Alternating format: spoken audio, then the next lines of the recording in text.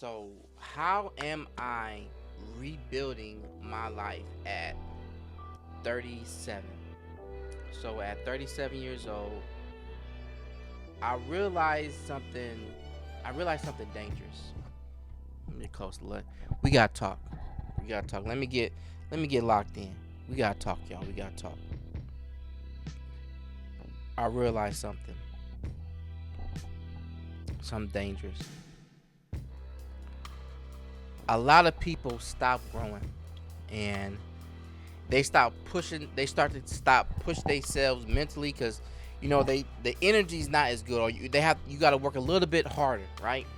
You got to work a little bit harder, and so you kind of get set in your ways, and you think everything's kind of going well, and so there's some things you stop doing. You stop challenging yourselves physically, because you kind of already have like lived some good life. You're still young, but you kind of start living life already. I mean, you already lived it, so things kind of get, settled down, and you get comfortable, and you slowly become the smaller version of yourself, a smaller version of what it used to be. And I made a decision. I refuse to settle anymore. I refuse. Like that's done. No more settling. So this year, I decided to rebuild my life, mentally, physically, financially, spiritually. And now I'm publicly documenting this journey that I'm on now. Like, I put together a plan, and I am still editing that plan. But we doing something different, this year. And I'm utilizing the technology and the knowledge that I've gained and my spirituality with God, and I'm putting all that stuff into one, and we're going to attack it, right? So why start it? For a long time, I was pouring energy into everybody else, right?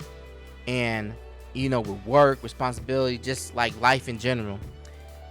And somehow like in the middle of that, I think I stopped prioritizing like me. Like I start to lose focus on like on Lamar, right? And so I got comfortable in like routines, and you know and the things that I got comfortable in, they won't help me grow. But like when you do certain things so much, like you don't necessarily see that change, right? And that's and when I looked at myself, I'm like, look, nothing's changed, man. And it hit me hard. It hit me hard. And the truth is, right, most people know what they need to do, and they don't do it consistently. Like, you start to get into this routine, you start to move, you start to do things, right? You got your routine going, but you don't know that you becoming that smaller part of yourself, right? And so now you kind of get into this thing, and by the time you look up, you like, who is that? Like, you don't start to recognize who that person is. And that's kind of like where the weight journey, started. Like right there, like I looked in the mirror and I'm like, man, who was this dude? I'm looking at 287. I weigh myself.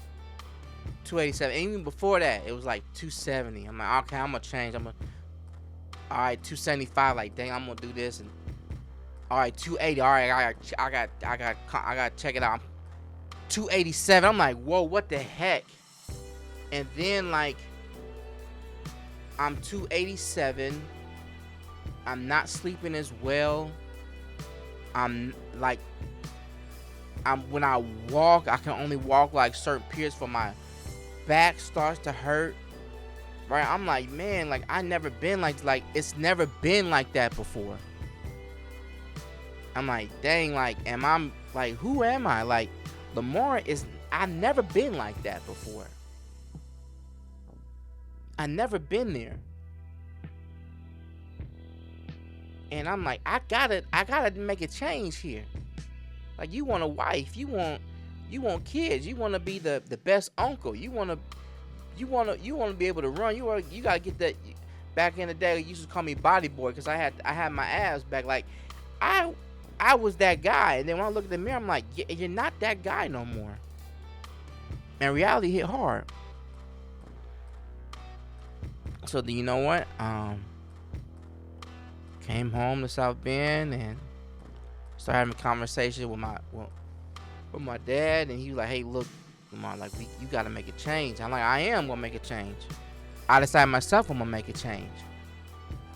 And so then we kind of like put a plan together, and I got with a trainer, and I start praying and really got dedicated, and things really start to change.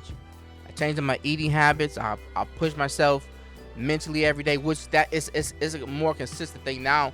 I'm more on my own, but like those first 5 months, like from in the middle of January to let's say about the middle of April, like I got with my trainer, I started doing things on my own. And I'm like, all right, I'm with her every day, and like, look, we running it, we running the play, right? Here's the play. We working out like twice a day.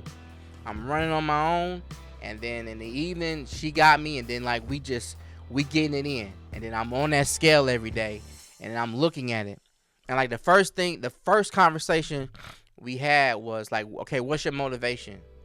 And I said, well, you know what, my sister has a wedding coming up in April, and so I want to kind of get down for that. Now this is January, and she said, hey, that's cool, but that's not going to be sustainable, right? You got to do something more that's stronger. And so then I started thinking about, okay, all right, I got nieces and nephews that be at the house a lot. Like when they come here, they like, okay, Uncle L's exercising, right? I got them, they come over here, they try to like lift weights with me. They want to jump on the treadmill with me, right? And then I say, you know what, if I have my family, I want to be in shape because my dad was in shape, when he had us. And so we were out there running, we was lifting, we was doing what we was doing, whatever. And so that kept my mentality. So I'm like, okay, whenever I have a family, I want them to be doing the same thing. But I got to get ready now.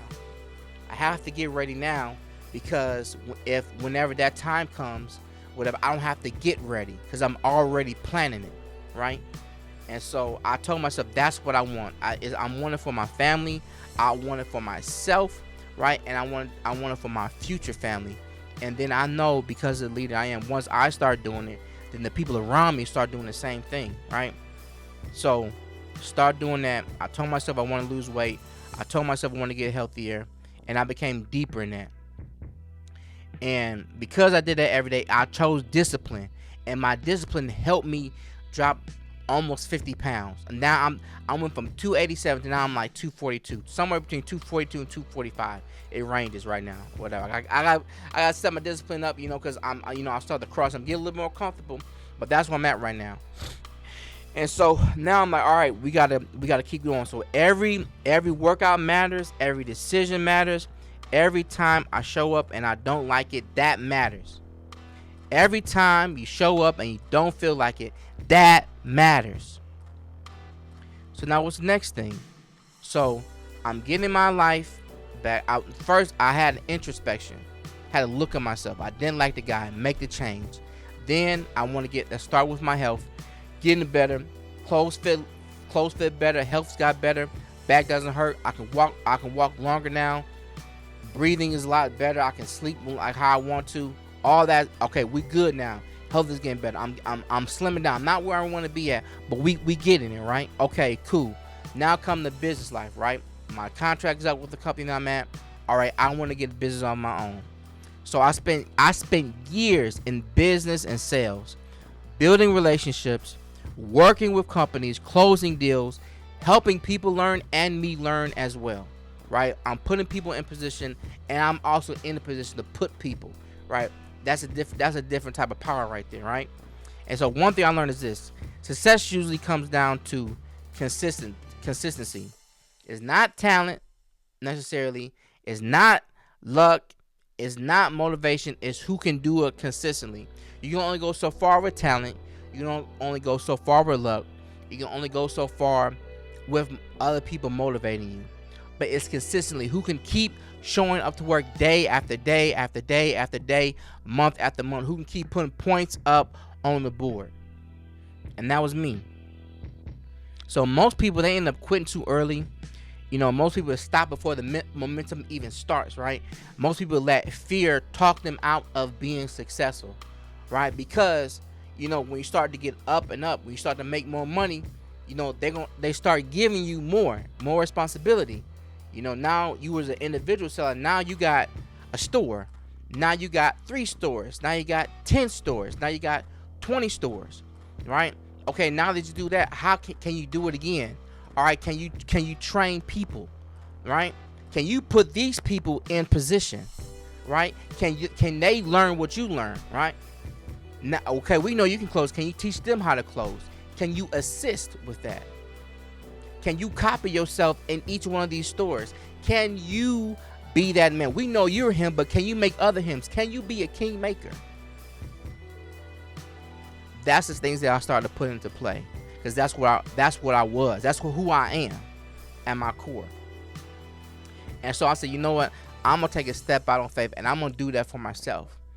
And so right now we're gonna be in the transition, which you guys are kind of seeing some of that with this content, and also you're gonna be seeing with my Total Tech Now business, with me being a reseller. So you guys are gonna be seeing some of that, and you're gonna be seeing the content as well. So we putting those two things together, and this is part of my journey. Like, again, I'm saying that I'm going to be. This is my journal. This is my video journal of this whole journey.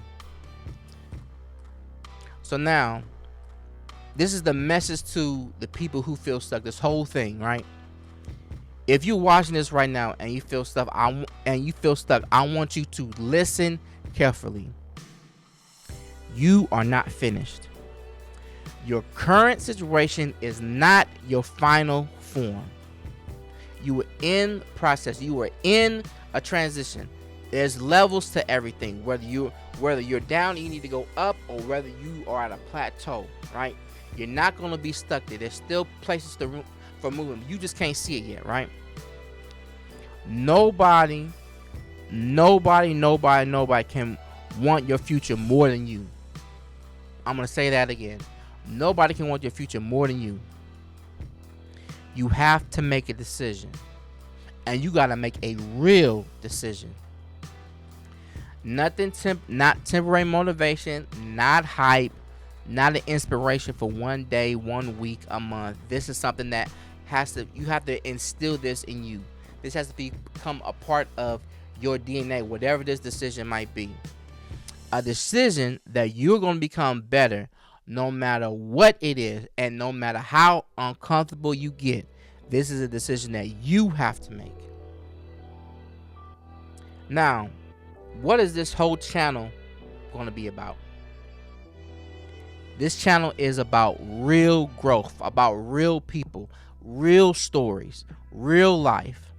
Not fake motivation, not rented lifestyles, no pretending whatsoever. All these stories that you're going to hear on this channel, all this stuff is real. It's real discipline, it's real transformation, and it's real rebuilding. I'm documenting this journey while I become the man I am capable of becoming. I'm becoming the man that I know that I am. And you're going to be on this journey as well. You are in the right place at the right time. If you listening to this video, you are in the right place at the right time. This is only the beginning. We are building discipline. We are building confidence. We are building strength in our mentality and physicality and spirituality as well. Don't forget that last one, spirituality as well. One day at a time. Subscribe to Larry Motivates channel, and let's grow together. I'm going to be here. How about you?